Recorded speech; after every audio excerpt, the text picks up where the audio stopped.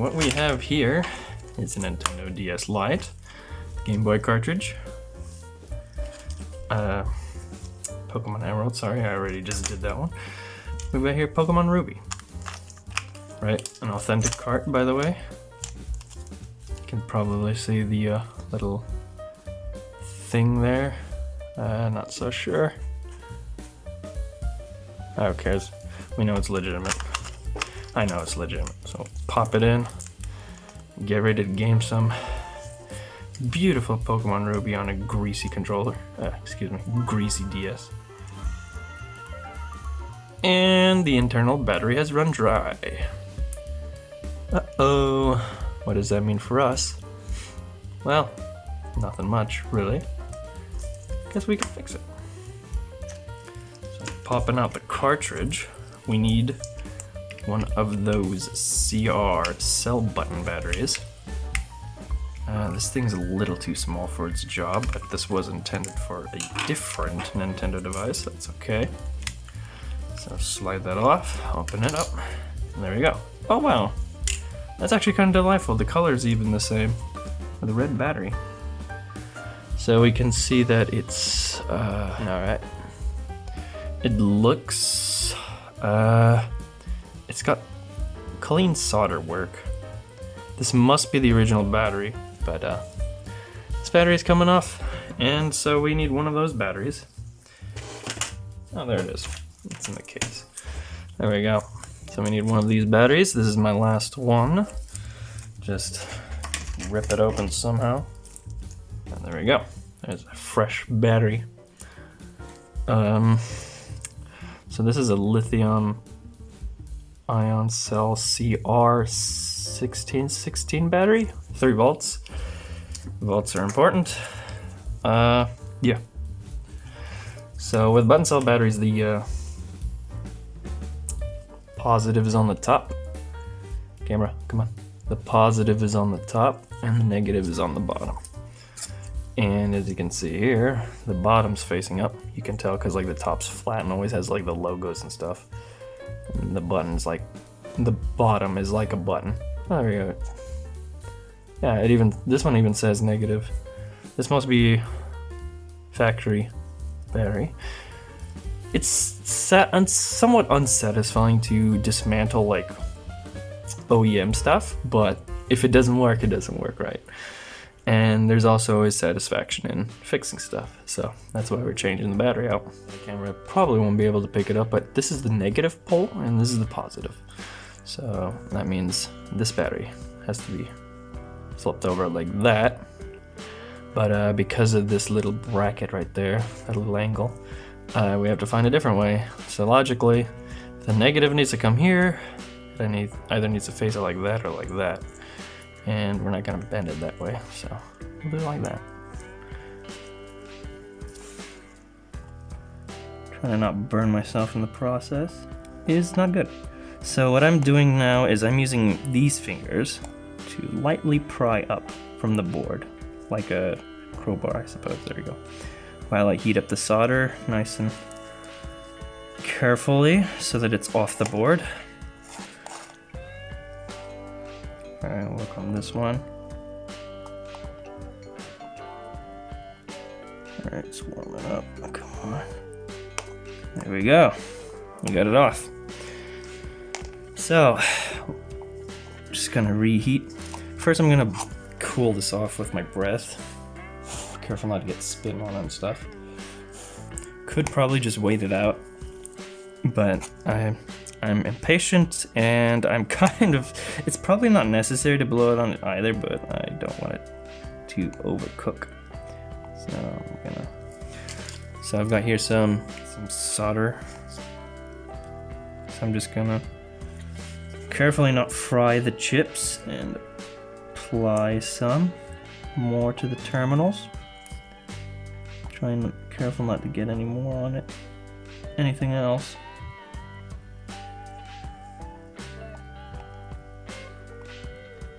There we go. So, we got our new battery here. I'm gonna prep it by bending the, I don't know, these extension brackets or whatever they are. But only the tips so that they... Because I've done this job already before and they don't actually touch because they're a little short.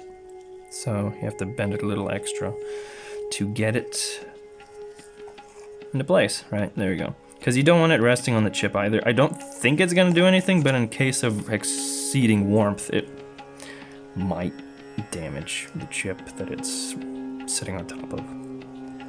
So yeah, it's hovering. Or for this procedure, I prepared a small piece of electrical tape. Probably not necessary. It might actually be better with Kapton tape. It's like that clear, kind of old film orangish color, right? It's rather to prevent connection between metal. So what we're gonna do now is I've got some of this delicious juice, forbidden whatever you want to call it. It's basically, it's called soldering water or soldering fluid. Contains zinc chloride. Yeah, it's also very bad. Yeah, it's corrosive to the skin. It's bad for nature. There we go. See some?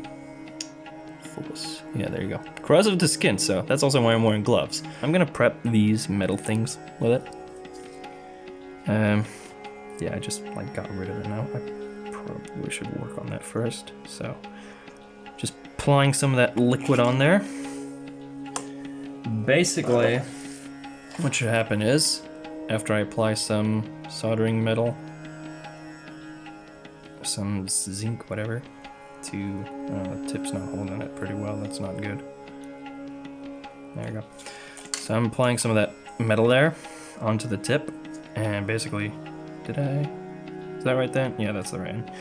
So once I apply this, the heat is gonna react with the zinc, liquid zinc chloride, and basically like sand down the layer, the very top layer of the metal, so that it's actually adhesive to this metal. So there you go. That's one end. You can also see now that there's solder on it to make the job easier. This one has a hole. Not sure if the camera picks it up. Yeah, there you go. So that's our frame of reference. Now I'll apply some more liquid. Just enough, not too much. Not sure what this stuff will do to the actual battery, so you don't want to find out. And there we go. I've got some more of that metal. If the soldering tip allows it. There you go. Easy. Stuff's on there, just like that. Now we need to determine the polarity.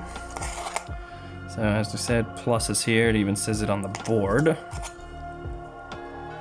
Yeah, there we go. Now you can see it. There's plus, and then over there's minus. So, gonna sit it on there. Minus is probably gonna be easier to work with.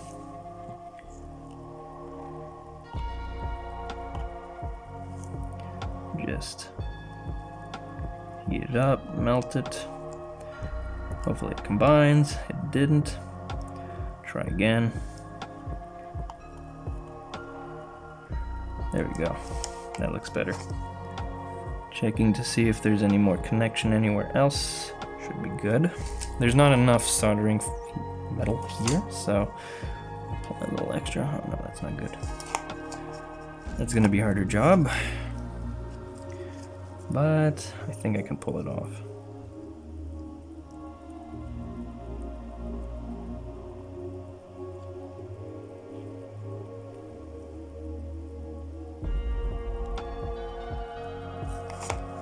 So it looks like it's on there, but I want to apply a little bit more.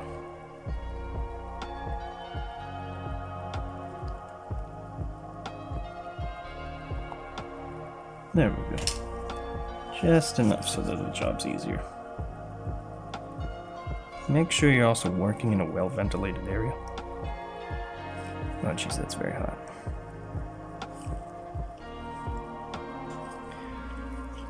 And it's not the cleanest job, but it does work. And there are no connections, so there shouldn't be any issues. Alright, Well, time to close this baby up and check to see if it works. But right before we do that, we'll make sure there's no solder balls or anything left. Excuse me, any solder balls left on the board. No, probably better to clean the residue with alcohol. So now we're back here. So hopefully I didn't destroy Ruby. Hopefully the battery is also properly soldered on. And I'm leaving the iron on for just a bit longer just in case I need to redo the job.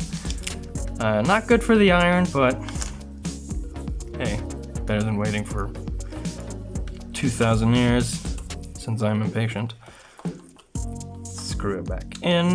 There we go. Baby good to go. And we'll try it. Alright, the reveal. Alright, it reads. There's no errors, no nothing. Cool. Cool. Hey, look at that. No error screen for the battery being dry. And the game's open. Cool. Oh, look at that. I got a battery. Game's good to go now. It's fresh, it's dandy, it works. Oh, that's pretty nice. Well, the game pretty much works now, and I'll playtest it for a bit longer, but seems to work. I'm pretty happy with this. Turn off the console, pull out the game, and be proud of the work that I've just done. I have given this extended life. So also, if you're wondering what the battery's good for, it's pretty much just for time-based events in this game. They've improved the technology since in the newer games. Obviously, the Nintendo DS and the Switch cartridges don't have batteries inside of them. So yeah, they improved it with these games. But Pokemon Ruby and stuff, it's basically for finding shiny Pokemon randomly and for like growing berries and stuff. I don't know what else, but that's pretty much it. And if you don't have a battery, you can still find shiny Pokemon, but it's always going to be the exact same ones if you like keep finding one, right? So, which is also good for RNG abuse, but I don't care about that. I just want legitimacy, and I just like having a nice cartridge.